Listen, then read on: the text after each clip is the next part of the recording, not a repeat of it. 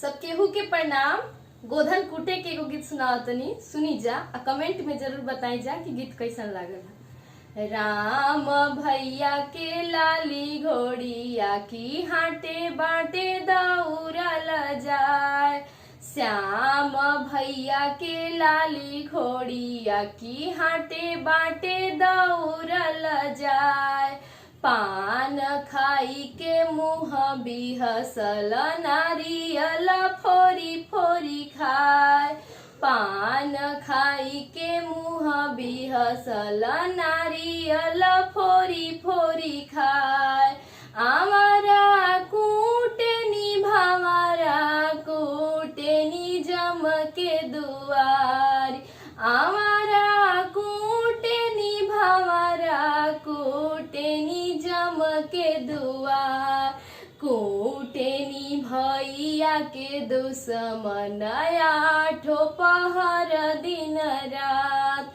कूटनी भैया के दुश्मन आठो पहर दिन रात। अभिषेक भैया के लाली घोड़िया के हाटे बाटे दौड़ल जाए।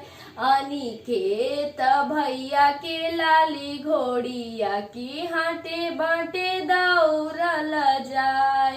पान खाई के मुँह बिहसल नारियल फोरी फोरी खाए।